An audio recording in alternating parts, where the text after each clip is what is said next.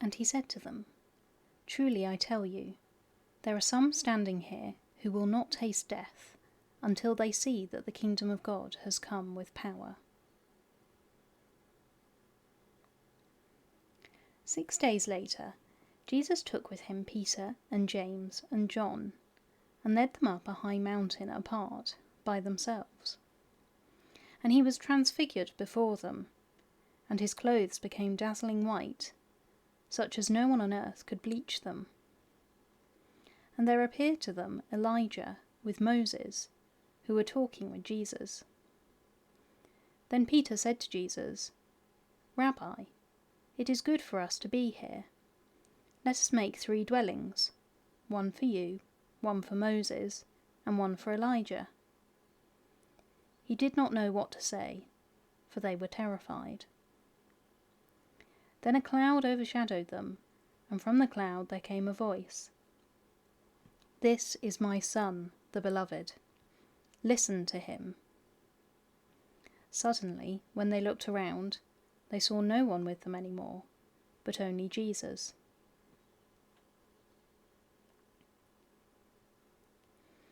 As they were coming down the mountain, he ordered them to tell no one about what they had seen, until after the Son of Man had risen from the dead. So they kept the matter to themselves, questioning what this rising from the dead could mean. Then they asked him, "Why do the scribes say that Elijah must come first?" He said to them, "Elijah is indeed coming first to restore all things. How then is it written about the Son of Man, that he is to go through many sufferings and be treated with contempt? But I tell you that Elijah has come, and they did to him whatever they pleased, as it is written about him."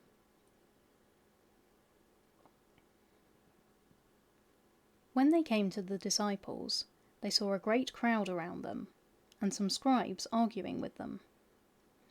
When the whole crowd saw him, they were immediately overcome with awe, and they ran forward to greet him.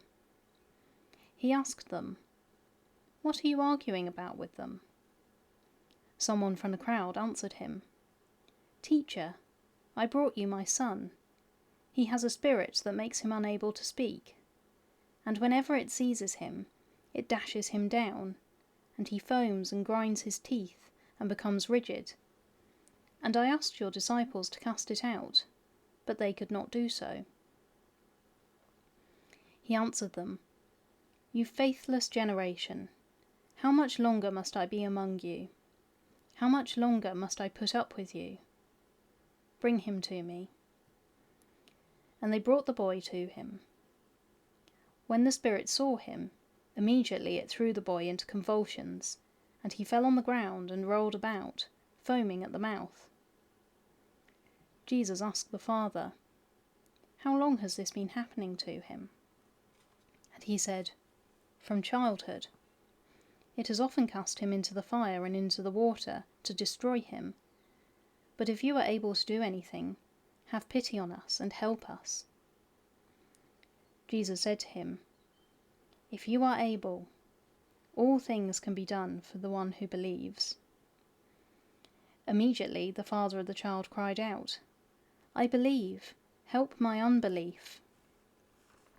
When Jesus saw that a crowd came running together, he rebuked the unclean spirit, saying to it, "You spirit that keep this boy from speaking and hearing, I command you, come out of him, and never enter him again." After crying out and convulsing him terribly, it came out, and the boy was like a corpse, so that most of them said, "He is dead." But Jesus took him by the hand and lifted him up, and he was able to stand. When he had entered the house, his disciples asked him privately, "Why could we not cast it out?" He said to them, "This kind can come out only through prayer."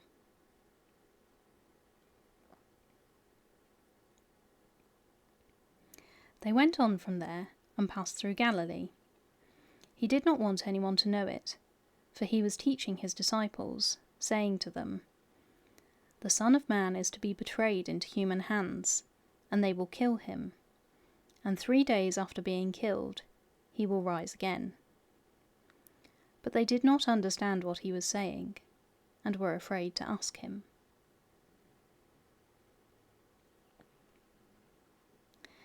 Then they came to Capernaum, and when he was in the house he asked them, "What were you arguing about on the way?" But they were silent, for on the way they had argued with one another about who was the greatest. He sat down, called the 12, and said to them, "Whoever wants to be first must be last of all, and servant of all." Then he took a little child and put it among them, and taking it in his arms, he said to them, "Whoever welcomes one such child in my name welcomes me, and whoever welcomes me welcomes not me, but the one who sent me."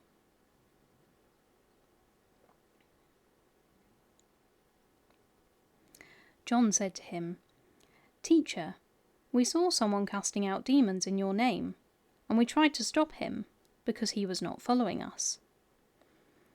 But Jesus said, "Do not stop him, for no one who does a deed of power in my name will be able soon afterwards to speak evil of me. Whoever is not against us is for us.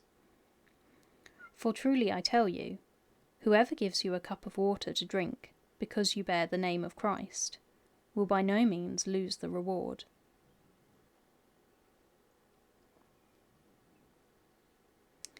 If any of you put a stumbling block before one of these little ones who believe in me, it would be better for you if a great millstone were hung around your neck and you were thrown into the sea.